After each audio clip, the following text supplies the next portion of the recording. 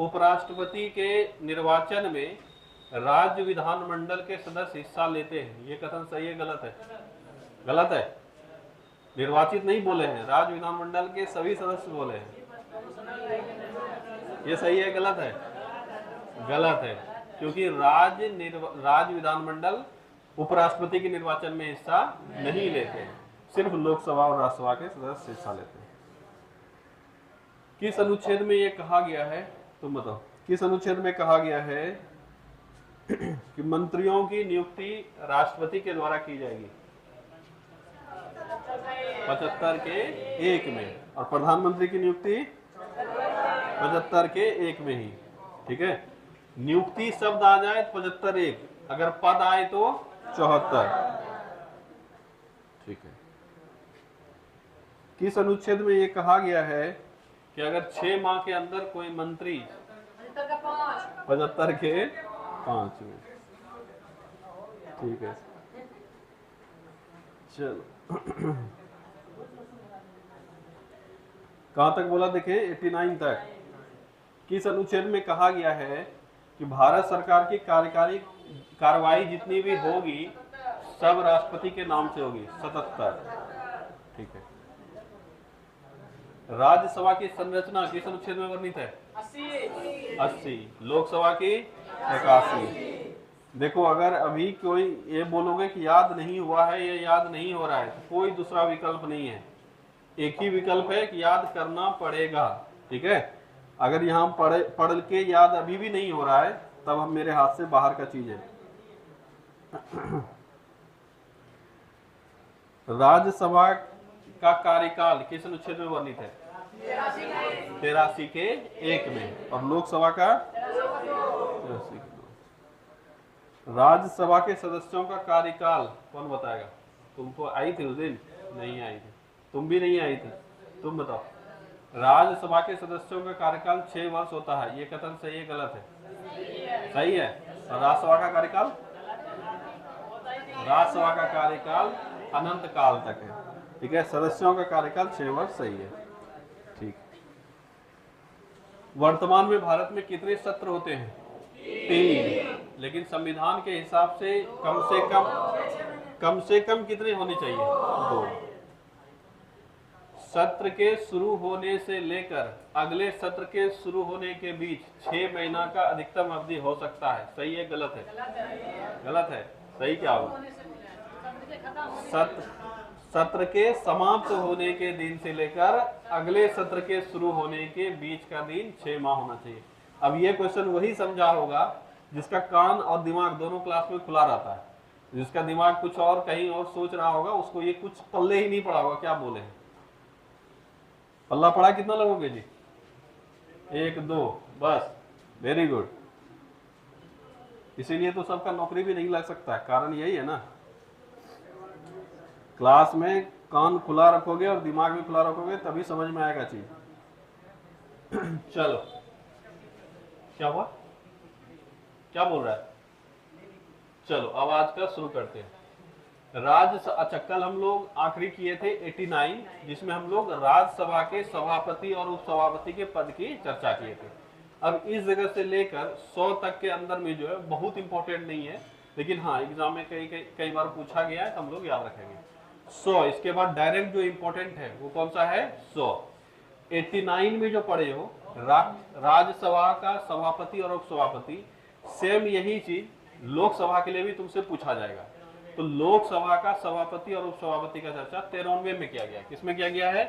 93 में। ठीक है, अब 89 से लेकर 89, 90, 91, 92, उसके बाद 93, 94, 95, 96, ये सब एक ही जैसा है और सवाल यहाँ से बहुत ज्यादा नहीं पूछा जाता है।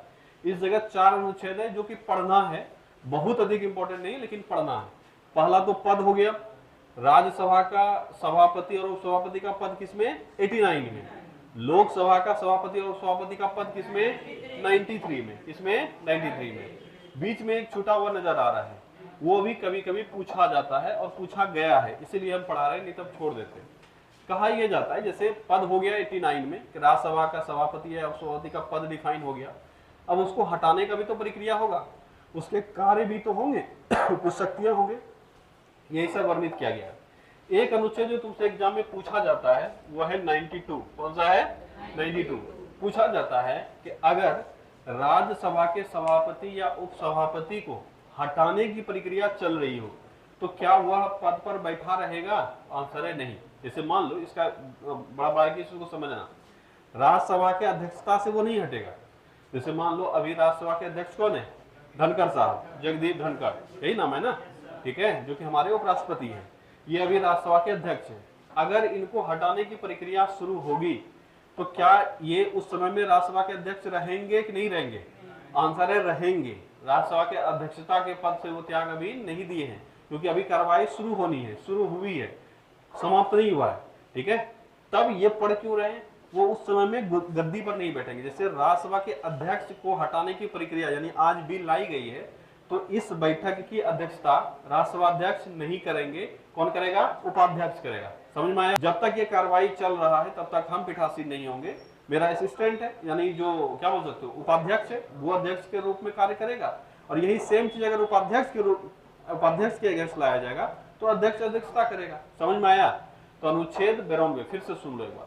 अनुच्छेद 92 में है कि राज्यसभा का सभापति या उपसभापति को हटाने का कोई संकल्प विचाराधीन हो तो वह अपने पद पर पीठासीन नहीं होगा। क्या नहीं होगा? पीठासीन नहीं होगा। समझ में आ गया इतना सा? इसके बाद 93 में है लोकसभा अध्यक्ष और उपाध्यक्ष। किसका चर्चा किया गया है? लोकसभा अध्यक्ष और उपाध्यक्ष। अब सेम चीज जो 92 में पढ़ा, यही चीज किसके लिए होगा? लोकसभा अध्यक्ष और उपाध्यक्ष के लिए भी होगा। किस अनुच्छेद में ये कहा गया है? लोकसभा और क्या बोलते हो उपाध्यक्ष के लिए किसमें कहा गया है?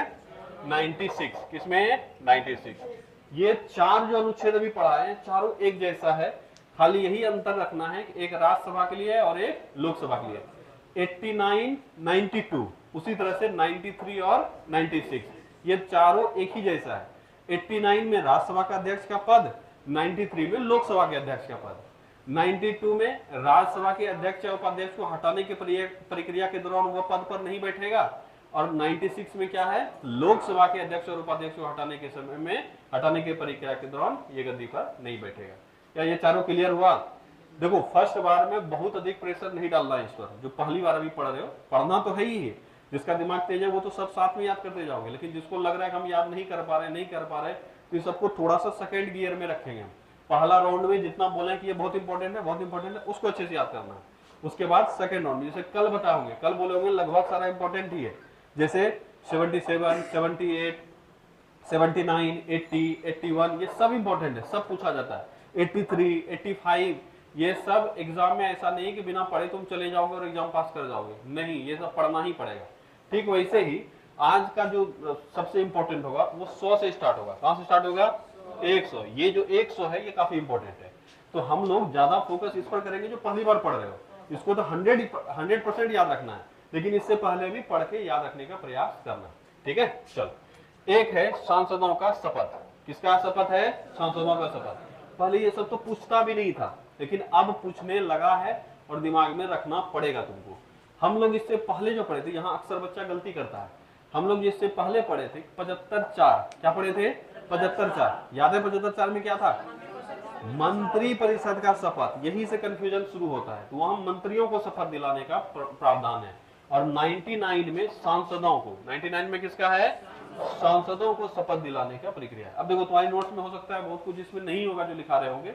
कौन दिलाता है सांसदों का शपथ? राष्ट्रपति या उनके प्रतिनिधि के समक्ष। ठीक है। अब है 100 सदनों की मतदान कार्यशक्ति व गणपूर्ति। काफी इंपॉर्टेंट है और इसको तुम छोड़ोगे नहीं। हम ये बोले कि थोड़ा सा ढील दे सकते हो, लेकिन 100% याद रखोगे, यहां से प्रश्न बनता है। 2 सवाल यहां से अति महत्वपूर्ण है जो आता है। पहला है गणपूर्ति। क्या है? गणपूर्ति, कोरम। ठीक है, ये बहुत बार एग्जाम में सवाल पूछा गया, पढ़ेंगे तो सारा, लेकिन ये बहुत इंपॉर्टेंट है, इसको याद रखना। ठीक है, कि अगर तुमसे पूछा जाए लोकसभा, राज्यसभा और राज्य में विधानसभा, इन सभी का कोरम क्या होता है? अब कोरम शब्द बहुत लोग नहीं जानता होगा। हिंदी में कोरम को कहते हैं गणपूर्ति, अंग्रेजी में इसका क्या होता है? कोरम। क्या बोलते हैं उसको? कोरम। कोरम का मतलब हुआ वह न्यूनतम सदस्य जो बैठक को शुरू करने के लिए आवश्यक है। जैसे अगर हम बोले कि क्लास में कम से कम 10% बच्चा रहेगा तब तो हम पढ़ाएंगे, तो मेरे क्लास का कोरम क्या हो गया? 10%। क्या हो गया? 10%। किसी भी कार्रवाई को शुरू करने के लिए न्यूनतम सदस्य जितने चाहिए उसी को क्या कहेंगे? कोरम। तो राज्यसभा का कोरम, इसका मतलब राज्यसभा में कम से कम कितने सदस्य चाहिए बैठक शुरू करने के लिए, लोकसभा में कितने चाहिए, और इसी तरह से विधानसभा में। हमारे यहाँ पे सबका जो कोरम है वह है 10%। कितना है? 10%। जितने भी सदस्य हैं उस सदन में उसका 10% सदस्य अवेलेबल होना जरूरी है, तभी बैठक शुरू होगा, नहीं तब बैठक स्थगित कर दिया जाएगा। समझ में आया? ये सब कहां चर्चा किया गया है? 100 में। कहां किया गया है? 100 में। इसी में और भी चर्चा किया गया है कि अगर बैठक हो रहा है, कोई बिल पेश हुआ है, उस बिल पर वोटिंग होगा। क्या होगा? वोटिंग होगा, तभी तो हम मत जानेंगे। मान लो सबको बोलते हैं कि वोट करो, तो वोट कौन करेगा? इसमें कहा गया है कि वोट सिर्फ सदस्य करेंगे, अध्यक्ष वोट नहीं करेगा। अध्यक्ष तभी वोट करेगा जब मत बराबर हो जाए यानी आदमी यहाँ पे 100 बैठा हुआ है और 100 में से हम वोटिंग करवाए तो 50 पॉजिटिव और 50 नेगेटिव आ गया, मतलब 50 हाँ का रहा है और 50 ना का रहा है, तो ये हो जाएगा टाई। क्या हो जाएगा? टाई। तो अध्यक्ष हमेशा टाई ब्रेकर वोट करता है। क्या करता है? Tie breaker vote. मतलब जब मतों की गणना बराबर हो जाए हाँ या ना में, तब अध्यक्ष अपना मत देगा, या तो हाँ बोलेगा या ना बोलेगा। सामान्यतः ऐसा होता नहीं है। सामान्यतः ऐसा होता क्या? मैच जो खेलते हैं, कहीं पे भी कोई भी मैच हो, तो क्या हर मैच टाई हो जाता है? ये तो मतलब 100 मैच खेला गया तो उसमें हो सकता है 5 मैच में हो जाए। नॉर्मली ऐसा होगा कि वोटिंग कर रहा है तो 60-40 हो जाएगा, 45-55 हो जाएगा, इस तरह का कुछ भी हो सकता है। तो सामान्यतः अध्यक्ष वोट नहीं करेगा। अध्यक्ष वोट तभी करेगा जब टाई हो जाए, यानी हाँ या ना में बराबरी पर आ जाए। ये सब भी किसमें कहा गया है? 100 में। किसमें कहा गया है? 100 में। इसके अलावे एक और चीज इसमें कहा गया है कि मान लो अभी 543 सदस्य हैं लोकसभा, हम बार बार एग्जांपल दे रहे हैं लोकसभा, किसी भी सदन का ये चर्चा होगा, लोकसभा हम बार बार एग्जांपल देते हैं ताकि तुमको समझ में आ जाए कि लोकसभा के भी सदस्य टोटल कितने हैं? 543। ठीक है, इस 543 में 3 सदस्य मर गया है। ठीक है, मान लो, मरना तो किसी के हाथ में नहीं है और हमेशा ऐसा रहता है 2 4 5 10 सदस्य खाली ही रहता है सीट। मान लो 3 सदस्य मर गया है, यानी उसका सीट क्या हो गया है? खाली।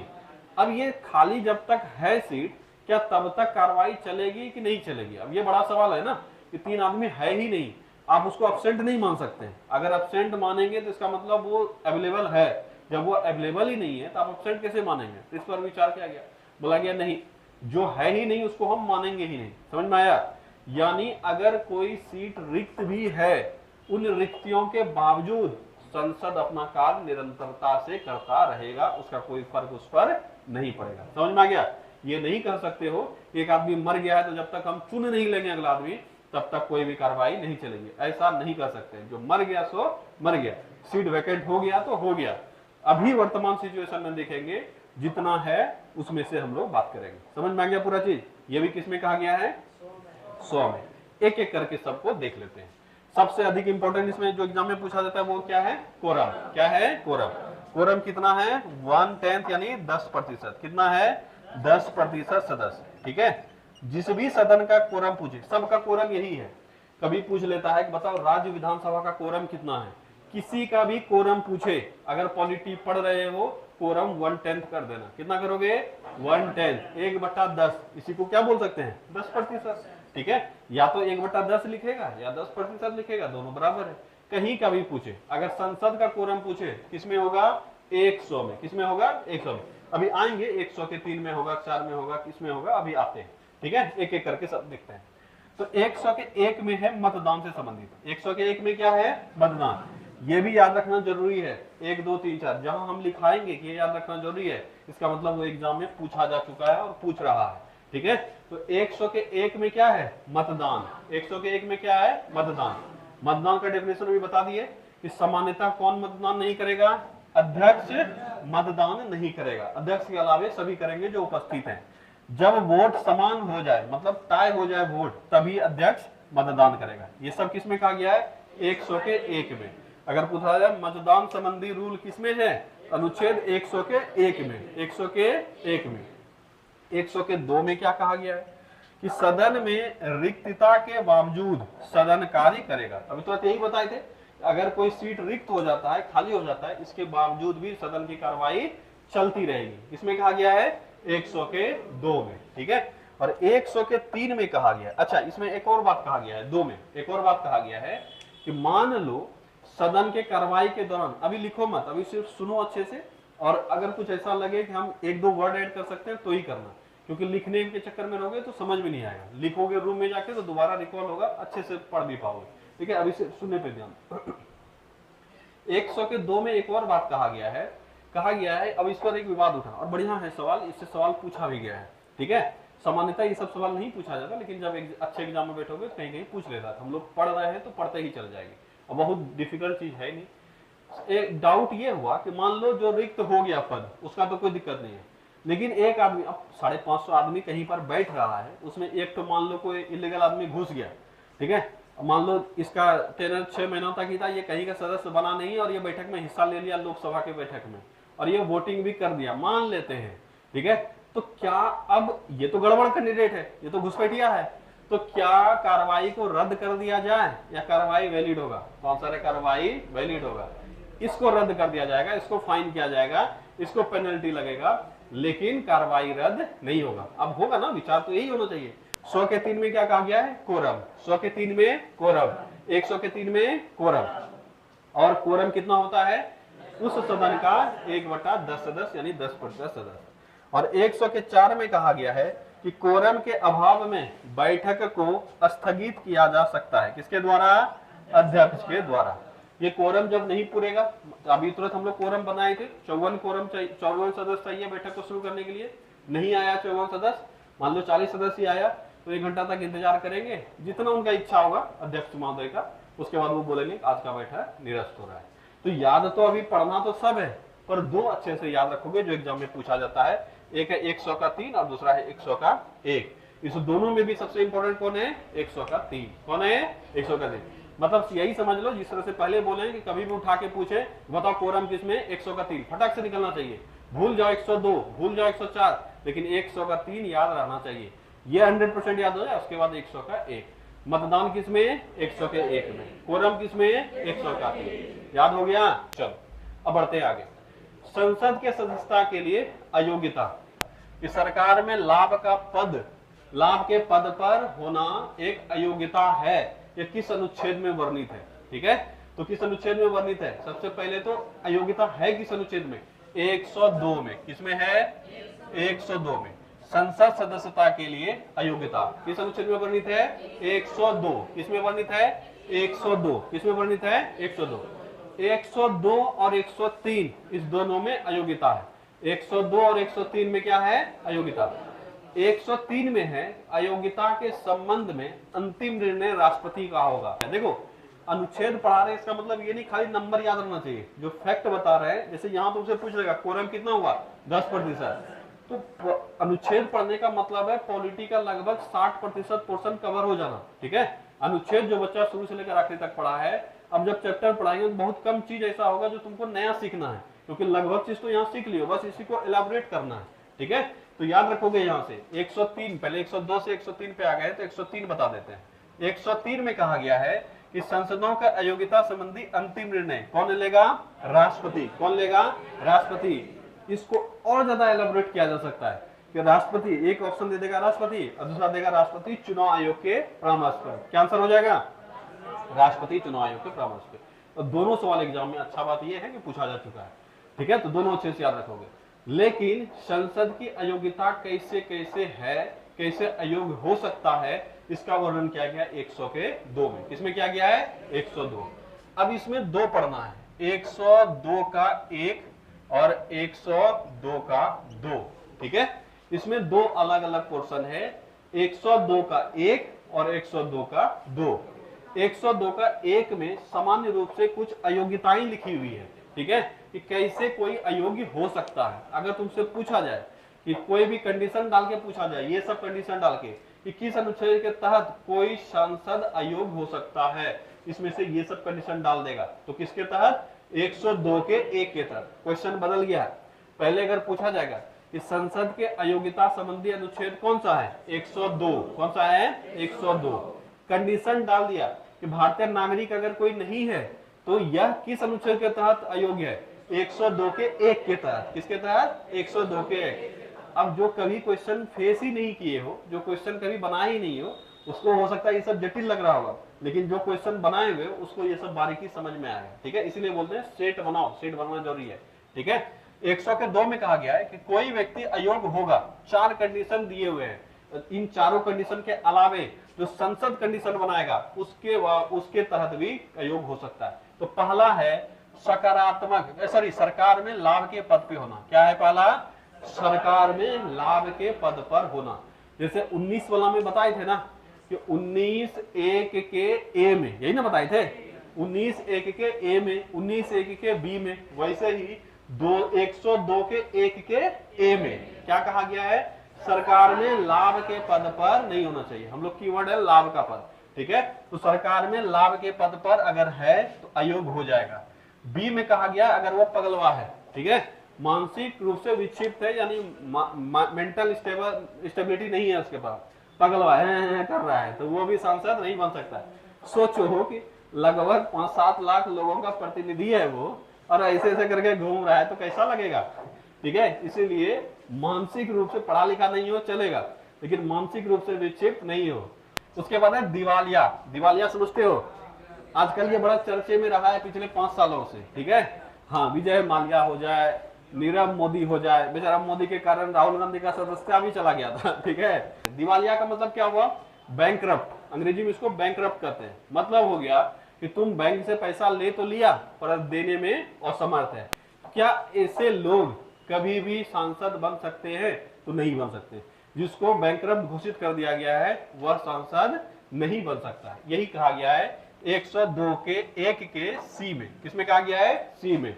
दिवालिया नहीं होना चाहिए। ठीक है, डी में क्या कहा गया है? अगर वह भारतीय नागरिक नहीं है। ई कौन सा है? ई, संसद के द्वारा बनाए गए कानूनों के अनुसार अयोग्य। संसद के पास भी अधिकार है कि वह कुछ अधिनियम पारित करते हैं जिसके तहत वह अयोग्यता डिसाइड करते हैं। इसमें से जो एग्जाम में ज्यादातर पूछे जाते हैं वो पूछा जाता है एक और ये 2 चीज पूछा जाता है। तो 102 में क्या है? सांसद सदस्यों के लिए अयोग्यता। 102 के 1 में कंडीशन दिए हुए, कितने कंडीशन है? 5 कंडीशन। सरकार में लाभ का पद नहीं होना, मानसिक विक्षिप्त नहीं होना, दिवालिया पर नहीं होना, और भारतीय नागरिक नहीं होना।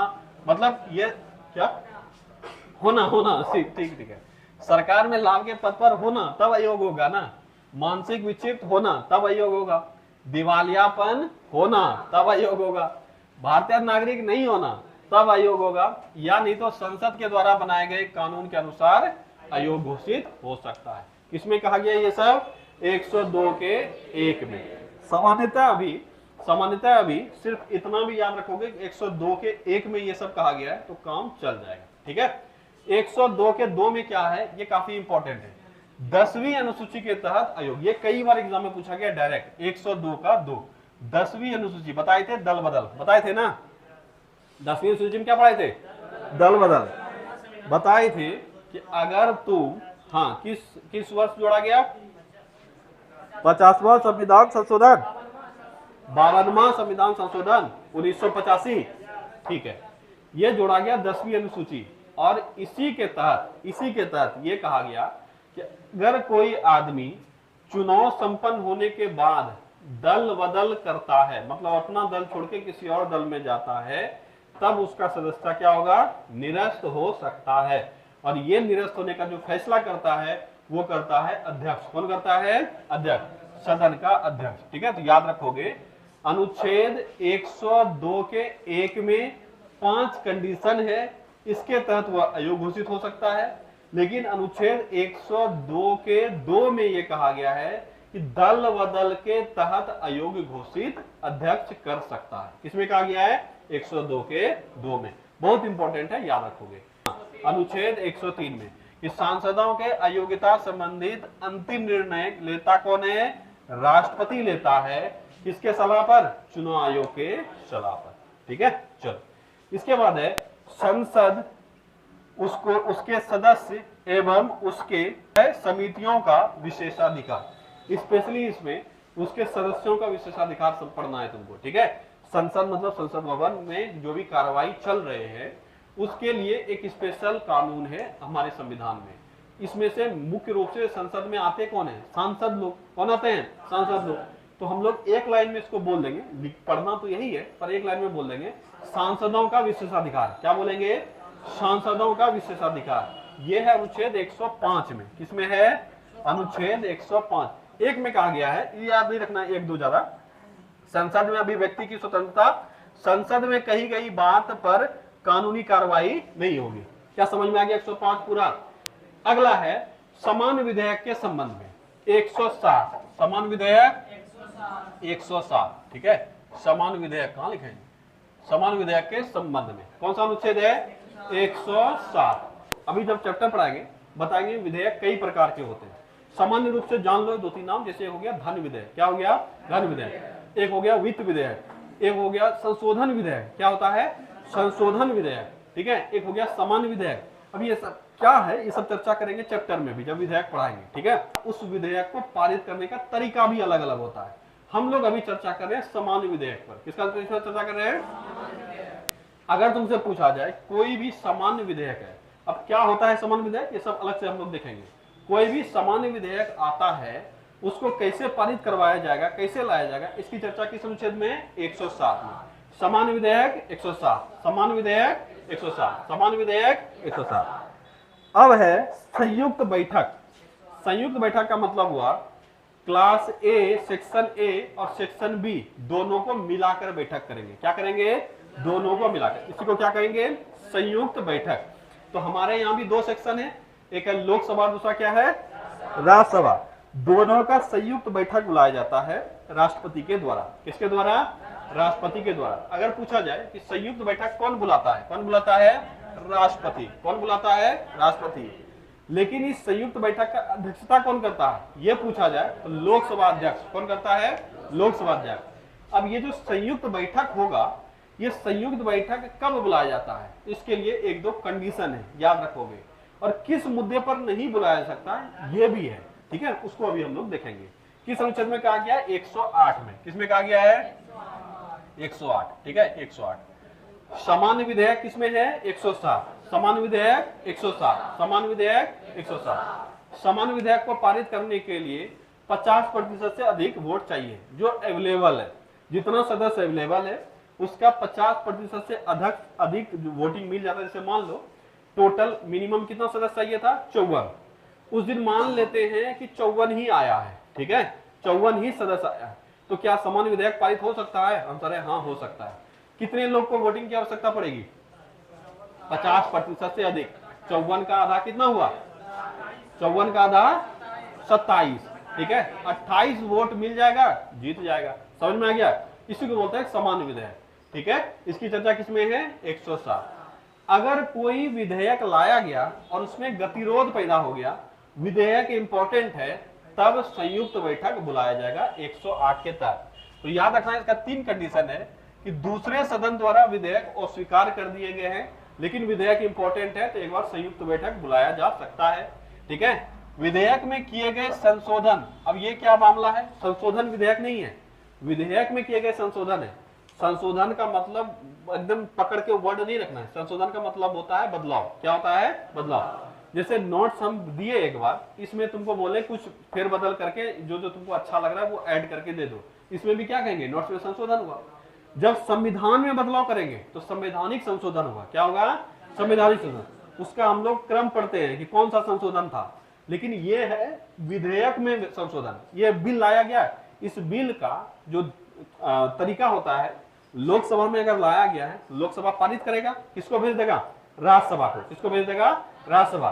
राज्यसभा बिल को पढ़ेगा, डिस्कशन चलेगा, और राज्यसभा के पास वहां पे 3 चीजें हैं। राज्यसभा या तो बिल को सुझाव के साथ वापस कर देगा, ठीक है, मान लो हम बोल दिए कि ये बदल लीजिए तब ठीक रहेगा, और वापस कर दिया लोकसभा को, एक ये कर सकता है। दूसरा या पारित कर देगा, और तीसरा वो जवाब नहीं दे रहा है, ठीक है। राज्यसभा क्या करेगा? जवाब नहीं दे रहा है। ये 3 चीजें वो कर सकते हैं, ठीक है। अगर वो सुझाव के साथ वापस कर दिए, अब जो उसमें बदलाव आया है, इस बदलाव पर गतिरोध, ऐसे मामले पर भी विधेयक संयुक्त बैठक बुलाया जा सकता है।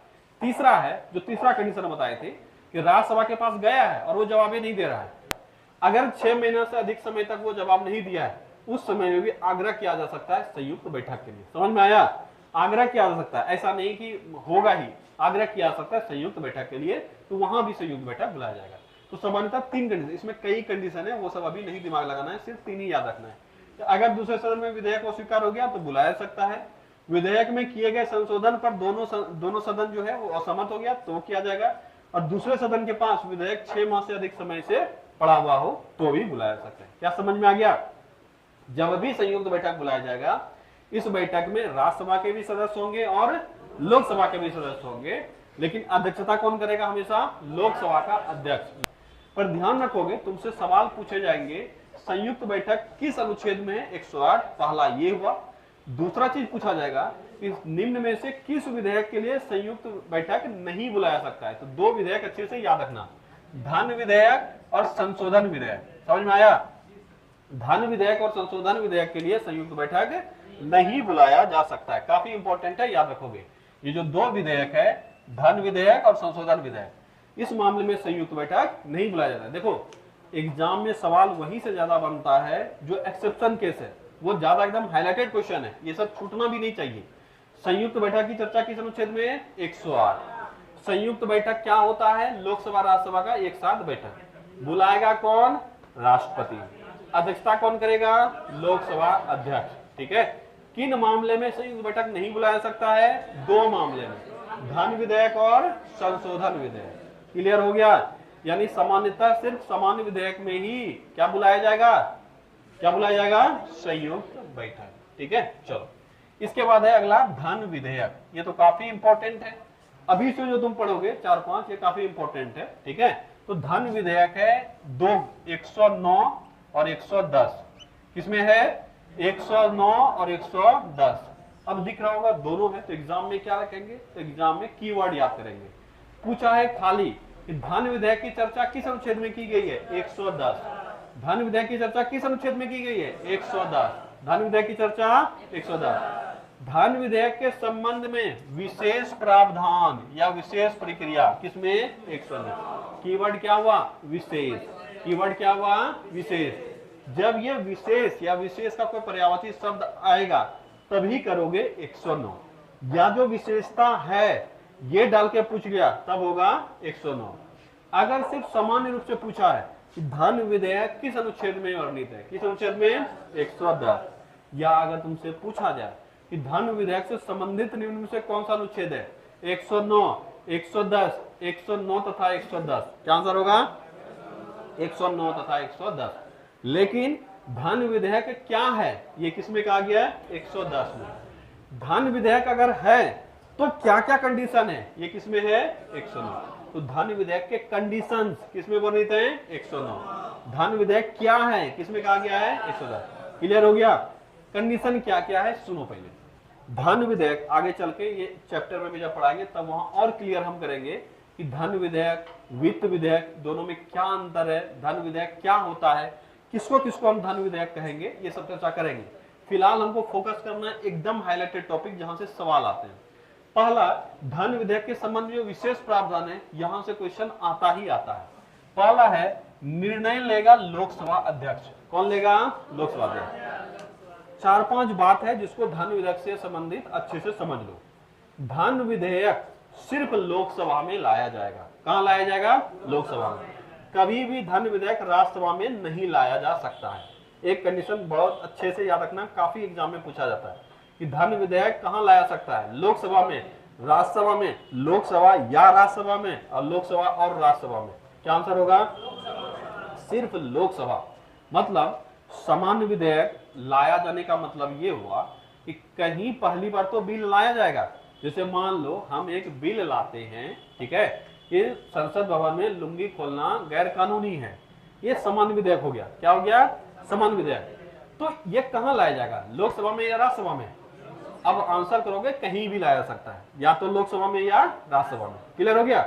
सामान्य विधेयक कहीं भी लाया जा सकता है, लोकसभा में या राज्यसभा में। लाया जाने का मतलब है पहली बार कहां पे बोला जाएगा। जैसे मान लो एक क्लास ये है और एक क्लास वो है, पहली बार कोई बच्चा तो बोलेगा ये बात, कोई सांसद बोलेगा कि भाई देखिए सर ये गलत चीज है, लोकसभा के अंदर या राज्यसभा के अंदर यानी संसद भवन के अंदर धोती लुंगी खोलना गैर कानूनी घोषित कीजिए। कहीं तो एक बार पहली बार कोई बोलेगा, तो कहां बोलेगा, लोकसभा या राज्यसभा में, तो दोनों में से कहीं भी। क्लियर हो गया ये चीज। लेकिन एक धन विधेयक है, अगर ये पता चल गया कि ये धन विधेयक यानी पैसा से संबंधित है, तो ये लोकसभा में लाया जाएगा या राज्यसभा में, सिर्फ लोकसभा में। अब बोलोगे इतना तो बता दिए, लोकसभा लोकसभा लोकसभा, धन विधेयक है, ये बताएगा कौन, तो लोकसभा अध्यक्ष। कौन बताएगा, लोकसभा अध्यक्ष। एक बिल आया जो कि धन से संबंधित है, टैक्स वगैरह संबंधित है, इसी को कहेंगे धन विधेयक, और लोकसभा अध्यक्ष उसको क्या बोल सकते हैं, उसको वैलिडेट करेगा। लोकसभा अध्यक्ष बोलेगा हाँ ये विधेयक धन विधेयक है, अब हो गया वो धन विधेयक। धन विधेयक कहां लाया जाएगा, सिर्फ लोकसभा में, या केवल लोकसभा में ही लाया जाएगा। ठीक है, कि कौन निर्णय लेगा कौन सा विधेयक धन विधेयक है, कौन निर्णय लेगा, लोकसभा अध्यक्ष। अब जैसे ही ये निर्णय होगा, लोकसभा अध्यक्ष ने निर्णय ले लिया कि धन विधेयक है, ये भेज देगा राष्ट्रपति के पास। समझना यहाँ सब चीज उल्टा पुल्टा हो रहा है। जैसे ही डिसाइड हो गया ये विधेयक धन विधेयक है, ये किसके पास चला जाएगा, राष्ट्रपति के पास, और राष्ट्रपति इसको परमिशन देकर भेज देगा। ठीक है, राष्ट्रपति बोल दिया ठीक है लाओ, यानी राष्ट्रपति की पूर्व अनुमति की आवश्यकता होती है। क्या होती है, राष्ट्रपति की पूर्व अनुमति, मतलब बिल पेश करने से पहले ही राष्ट्रपति परमिशन दे देता है। इसमें सामान्यतः बिल के पेश होने के बाद, लोकसभा राज्यसभा दोनों में पारित होने के बाद राष्ट्रपति के पास जाता है ना। लेकिन यहां थोड़ा सा उल्टा है, बिल जैसे ही इनिशिएट हुआ, यानी लोकसभा में जैसे ही रखा जाना है, अभी रखा भी नहीं गया है, लोकसभा में डिसाइड हुआ है कि अभी रखा जाएगा, लोकसभा में लाया जाएगा, ये निर्णय लिया गया लोकसभा अध्यक्ष के द्वारा, और किसके पास भेज दिया जाएगा, राष्ट्रपति के पास। ठीक है, यानी राष्ट्रपति की पूर्व अनुमति की आवश्यकता होगी। ठीक है, अब राष्ट्रपति के अनुमति से आ गया, लोकसभा में बिल रखा गया, लोकसभा में बिल पारित हो गया, अब कहां जाएगा, राज्यसभा। कहां जाएगा, राज्यसभा। क्या राज्यसभा इस बिल को रिजेक्ट कर सकता है, क्या राज्यसभा इसको रख सकता है अपने पास, आंसर है कुछ भी नहीं कर सकता राज्यसभा। राज्यसभा अगर मान लो गुस्सा गया, हम तो इस पर कोई डिसीजन सुनेवे नहीं करेंगे, 14 दिन में स्वतः ही पारित हो जाएगा। समझ में आया कि राज्यसभा के पास धन विधेयक को लेकर कोई विशेष अधिकार नहीं है, तो राज्यसभा 14 दिन से ज्यादा नहीं रख सकता धन विधेयक को। अगर रख लिया, बोलोगे अगर रख लिया, नहीं दिया, कागज फाड़ दिया, तो क्या होगा, तो ऑटोमेटिकली पारित समझा जाएगा। जैसे तुम पापा को, तुम्हारे पास अकाउंट है, समझना ये यही चीज हो गया, तुम्हारे पास अकाउंट है पापा का, नहीं अकाउंट नहीं, एटीएम कार्ड है पापा का अकाउंट है, तुम्हारे पास एटीएम कार्ड है। पापा को तुम बोला पापा बताइए हम 2000 टका निकालना चाहते हैं, तो अच्छा ठीक है हम कल तक बताते हैं, बताए तो ठीक है, नहीं तो परसों तुम निकाल लोगे। समझ में आया, इंतजार नहीं करोगे वो बोले हैं कि नहीं बोले हैं, बाद में बोलेंगे हम बोले थे, बोले मेरे पास तो पैसा था ही, निकाल लिए। समझ में आया, यही चीज करता है लोकसभा, सिर्फ एक भेजा सिर्फ बताने के लिए, राज्यसभा में गया, राज्यसभा को पारित करना ही पड़ेगा, अगर नहीं करेगा तो 14 दिन के बाद ऑटोमेटिकली लोकसभा समझ लेगा पापा तो बोलबे किए निकालने के लिए। समझ में आया, मेरे ही पैसा है, पापा का रहे मेरा रहे बराबर, तो राज्यसभा में 14 दिन के बाद ऑटोमेटिकली पारित समझ आता है, इसलिए राज्यसभा 14 दिन के अंदर ही बिल को पारित करके वापस कर देता है। समझ में आ गया यहां तक। तो क्या अब राष्ट्रपति के पास जाएगा कि नहीं जाएगा, आंसर है जाएगा, पर राष्ट्रपति इसमें कुछ कर नहीं सकता है। ऐसा नहीं कि इसको राष्ट्रपति रिजेक्ट कर देगा या कुछ करेगा, ऑटोमेटिकली ये राष्ट्रपति द्वारा पारित है, क्योंकि पहले ही राष्ट्रपति इसको अनुमति दे चुका है। क्या धन विधेयक को लेकर विशेष प्रावधान समझ में आया, फिर से एक बार सुनो। धन विधेयक, कोई विधेयक धन विधेयक होगा, ये निर्णय कौन लेता है, लोकसभा में। धन विधेयक सिर्फ किस सदन में लाया जाएगा, लोकसभा में। कहां लाया जाएगा, लोकसभा में। किसके पूर्व अनुमति की आवश्यकता होती है, राष्ट्रपति की पूर्व अनुमति की आवश्यकता होती है। क्या धन विधेयक को राष्ट्रपति रिजेक्ट कर सकता है, आंसर है नहीं, रिजेक्ट नहीं कर सकते। कैसे रिजेक्ट करेगा, जब पहले ही आप ही के परमिशन से लाया गया तो रिजेक्ट कैसे करेंगे, ठीक है, तो रिजेक्ट नहीं कर सकता है। राज्यसभा क्या रिजेक्ट कर सकता है, नहीं। राज्यसभा अपने पास रख सकता है, नहीं। कितने दिनों में वापस करना होगा, 14 दिनों में। नहीं किया तो पारित, नहीं किया तो पारित। क्या धन विधेयक के संबंध में विशेष संयुक्त अधिवेशन बुलाया जा सकता है, या संयुक्त बैठक बुलाया जा सकता है, नहीं, आंसर है नहीं। यही हो गया विशेष प्रावधान। अब यही से सवाल पूछा जाता है कि धन विधेयक, देखना क्वेश्चन जो पढ़ लिया इसे क्वेश्चन कैसे पूछेगा। धन विधेयक पर राष्ट्रपति की पूर्व अनुमति चाहिए, किस अनुच्छेद में वर्णित है, अच्छा अच्छा बच्चा डरने लगता है कि राष्ट्रपति तो सर पढ़ाए थे 52 से लेकर 62 तक, उसमें कहां कहीं आया ये। तो ये सब चर्चा 109 में होगा, क्योंकि विशेष प्रावधान है। ऑप्शन में 109 भी रहेगा, 110 भी रहेगा। 110 में कुछ भी नहीं पूछा जाता है तुमसे, बहुत बढ़िया से इसको पढ़ोगे तो पता चलेगा कि हम कैसे कैसे विधेयक को धन विधेयक कह सकते हैं। ये डिसाइड कैसे किया जाता है किस विधेयक को, जैसे टैक्स वगैरह लेते हैं ना, तो उसको कहते हैं धन विधेयक। उसके लिए जो बिल आएगा उसको कहेंगे धन विधेयक। यही सब किसमें कहा गया है? 110 में। तो कुछ भी सवाल यहाँ से नहीं पूछता है। 110 से एक ही सवाल पूछता है कि धन विधेयक की चर्चा किस अनुच्छेद में, किस अनुच्छेद में? 110। लेकिन जो विशेष प्रावधान है इससे सवाल आता है कि बताओ किस अनुच्छेद में कहा गया है कि लोकसभा अध्यक्ष डिसाइड करेगा कौन सा विधेयक धन विधेयक है। कौन सा? 109। क्लियर हो गया? 109 में धन विधेयक का विशेष प्रावधान और 110 में धन विधेयक की परिभाषा। ठीक है। उसके बाद है विधेयकों पर राष्ट्रपति की प्रतिक्रिया, काफी इंपॉर्टेंट है। 111 कौन सा है? 111। अब हम बताए हैं कि कोई भी विधेयक हो पहले या तो राज्यसभा में आएगा या लोकसभा में आएगा। अगर राज्यसभा में आया है तो पारित होकर लोकसभा में जाएगा, और लोकसभा में अगर पारित हो गया तो किसके पास जाएगा? राष्ट्रपति के पास। राष्ट्रपति उस पर साइन कर दिए तब वो बन जाएगा कानून। तो राष्ट्रपति का किसी विधेयक को लेकर अधिकार किस अनुच्छेद में है? 111। कितने तरह के अधिकार हैं? 4। कितने तरह के अधिकार हैं? 4। कौन कौन सा? पारित करे, पुनर्विचार हेतु वापस करें, और स्वीकार करे या अपने पास रख ले। ठीक है। अब आगे जब राष्ट्रपति की शक्तियों के बारे में चर्चा करेंगे तो वहां फिर बताएंगे कि वीटो, वीटो राष्ट्रपति के पास 3 वीटो हैं अभी। क्या बोलते हैं इसको? निलंबन वीटो, पूर्ण वीटो और पॉकेट वीटो। ठीक है। अगर पुनर्विचार हेतु भेज दिया तो उसको कहेंगे निलंबन वीटो। क्या कहेंगे? निलंबन वीटो। ठीक है। अगर अच्छा, वीटो वर्ड का मतलब बताया ना पहले भी। वीटो का मतलब होता है नकारात्मक शक्ति, जिसमें हम रिजेक्ट कर सकते हैं, किसी को हाँ नहीं बोल सकते हैं, खाली उसमें क्या बोलेंगे? ना। तो कितने वीटो पर शक्ति है राष्ट्रपति के पास? 3। निलंबन वीटो, पूर्ण वीटो और पॉकेट वीटो। अगर कोई जवाब नहीं देता इसको क्या कहेंगे? Pocket veto. ठीक है, पॉकेट वीटो। अभी जब पढ़ाएंगे तो बताएंगे पॉकेट वीटो का इस्तेमाल किसने किया था। ज्ञानी जैल सिंह नाम का एक राष्ट्रपति हुए, उन्होंने इस पॉकेट वीटो का इस्तेमाल किया था। ठीक है। चलो, इसके बाद है अनुच्छेद 112। क्या है? 112। इसमें है बजट। क्या है? बजट। पर बजट से पहले एक लंबा लाइन दिख रहा होगा, वार्षिक वित्तीय विवरण। अब बोलोगे बजट काहे नहीं डायरेक्टली बोले? हमारे संविधान में कहीं पे भी बजट शब्द की चर्चा नहीं है। एग्जाम में पूछा गया सवाल है कि संविधान में बजट की चर्चा किस अनुच्छेद में है। अगर ये पूछा जाए तो आंसर करोगे 112। क्या करोगे? 112। लेकिन अगर सवाल यह पूछा जाए कि संविधान में बजट शब्द की चर्चा किस अनुच्छेद में है, कहोगे कहीं नहीं। क्या बोलोगे? कहीं नहीं, क्योंकि संविधान में कहीं पे भी बजट शब्द की चर्चा नहीं है। लेकिन बजट जहां पे लिखा हुआ हम समझ रहे हैं उस जगह लिखा हुआ है वार्षिक वित्तीय विवरण। क्या लिखा हुआ है? वार्षिक वित्तीय विवरण, जो कि इन शॉर्ट में हम लोग किस रूप में पढ़ते हैं? बजट के रूप में। तो संविधान में बजट किस अनुच्छेद में वर्णित है ये पूछा जाएगा तो आंसर होगा 112। क्या होगा? 112। पर संविधान में बजट शब्द कहां है तो आंसर करोगे कहीं भी नहीं। हमारे संविधान में बजट शब्द की चर्चा नहीं है। क्लियर हुआ? बजट क्या होता है ये जानते हो? हर साल फरवरी महीने के 1 तारीख को बजट आता है। पहले अलग आता था, लास्ट फरवरी में आता था, क्योंकि अंग्रेज के समय से ही लास्ट फरवरी में आता था। तो मोदी जी बोले काहे हम लोग कॉपी करेंगे, क्योंकि सबसे बदल रहे हैं तो इसको भी बदलेंगे। तो वो लोग लास्ट में लाता था, हम कब लाएंगे? शुरू में।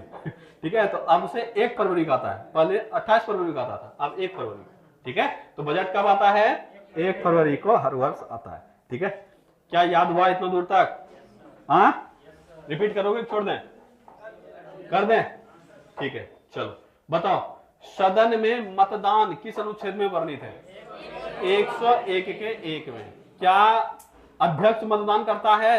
नहीं करता है। एक कंडीशन में करता है, जब वोट तय हो जाए, समान कंडीशन में नहीं करेगा। गण पूर्ति किस अनुच्छेद में वर्णित है? 100 के 3 में। 100 के 3 में। बोले बाबू इसको टिक मारा हुआ है, दोनों भूल के भी गलत मत करना। ठीक है। संसद सदस्यों का विशेषाधिकार किस अनुच्छेद में वर्णित है? 105। ऑर्डर में नहीं जा रहे हैं, नहीं तो तुम लोग ऑर्डर में हैं करके बोल देता है, याद कुछ नहीं होता। सांसदों का विशेषाधिकार 105। सांसदों की अयोग्यता 102। 102 सांसदों की अयोग्यता 102। सांसदों का अनुसूची 10 के तहत अयोग्यता 102 का 2। भारतीय नागरिक नहीं है तो अयोग्य होगा 102 का डी। टिक मारा हुआ है, ये दोनों याद रखोगे। भारतीय नागरिक नहीं है तो योग होगा 102, 2 के 1 का डी, और सरकार में लाभ के पद पर है तो 102 का है। ठीक है। सांसदों की अयोग्यता संबंधी अंतिम निर्णय किसका होता है? 103। संयुक्त 10वीं अनुसूची के तहत निर्णय कौन लेता है का योग होगा?